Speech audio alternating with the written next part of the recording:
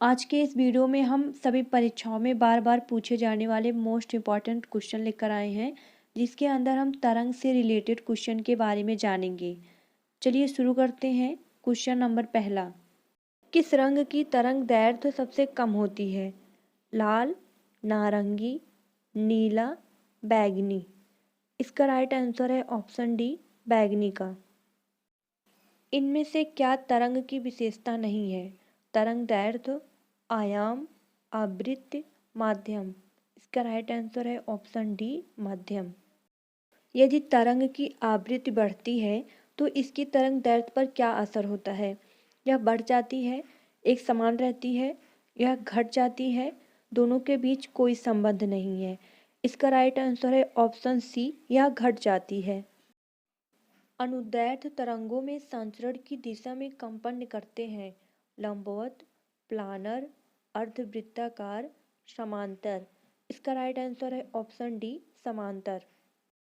बिरलीकरण होता है जहां हवा का दाब होता है निम्न, उच्च, समान, निर्धारित नहीं किया जा सकता।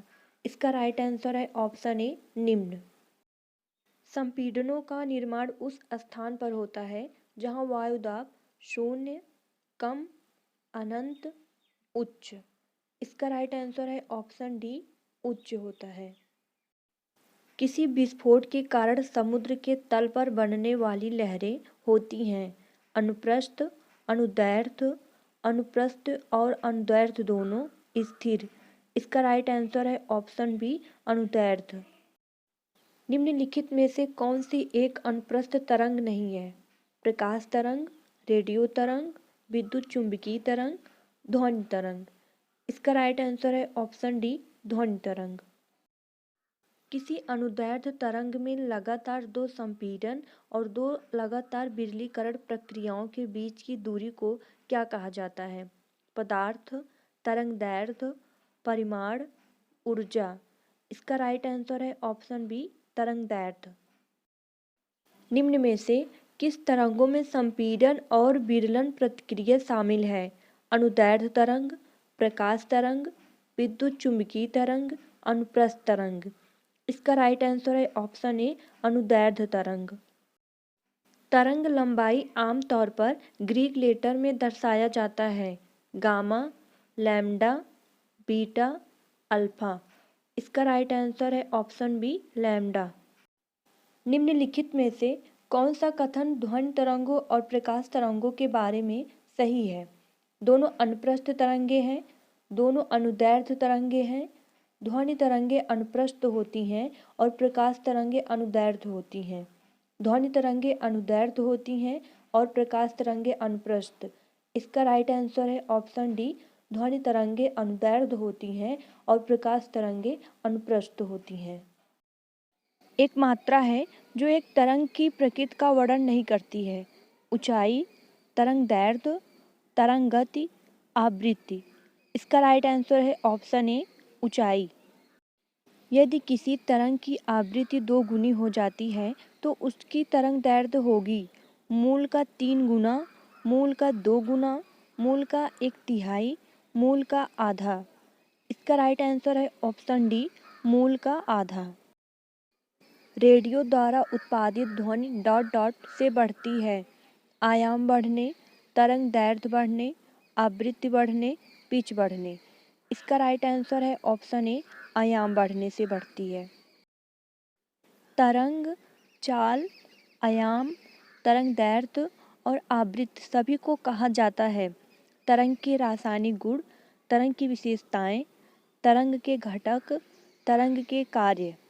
इसका राइट आंसर है ऑप्शन बी, तरंग की विशेषताएं। तरंग का आयाम डॉट डॉट होता है तरंग की एक समय अवधि में तरंग द्वारा तय की गई दूरी, माध्यम के कणों द्वारा मध्य स्थान के किसी भी तरफ तय की गई अधिकतम दूरी, 1 सेकंड में तरंग द्वारा तय की गई दूरी, एक तरंग लंबाई के बराबर की दूरी। इसका राइट आंसर है ऑप्शन बी, मध्यम के कणों द्वारा मध्य स्थान के किसी भी तरफ तय की गई अधिकतम दूरी। आवृत्ति में प्रकट की जाती है और दर्शाता है कि घटना प्रति सेकंड दोहराई जाती है। ओम, डेसिबल, एम्पियर, हर्ट्ज। इसका राइट आंसर है ऑप्शन डी, हर्ट्ज। ध्वनि के संचरण के दौरान माध्यम में कणों के उच्च घनत्व का क्षेत्र डॉट डॉट कहलाता है।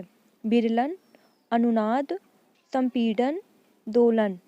इसका राइट आंसर है ऑप्शन सी, संपीड़न कहलाता है। एक तरंग के गर्त की गहराई को इसका डॉट डॉट कहा जाता है।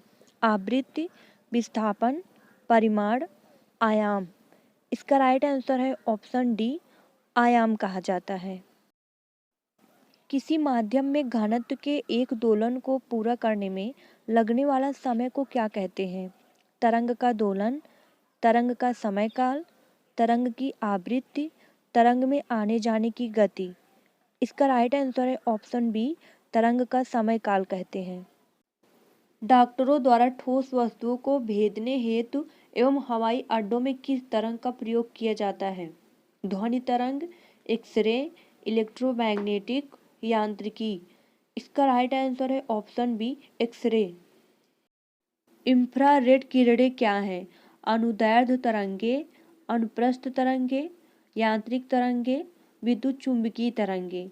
इसका राइट आंसर है ऑप्शन डी, विद्युत चुंबकीय तरंगे। निम्नलिखित में से किस विद्युत चुंबकीय तरंग का तरंग दैर्ध्य सबसे कम होती है? रेडियो तरंग, इंफ्रारेड तरंग, एक्स किरणें, गामा किरण। इसका राइट आंसर है ऑप्शन डी, गामा किरण की तरंग दैर्ध्य सबसे कम होती है।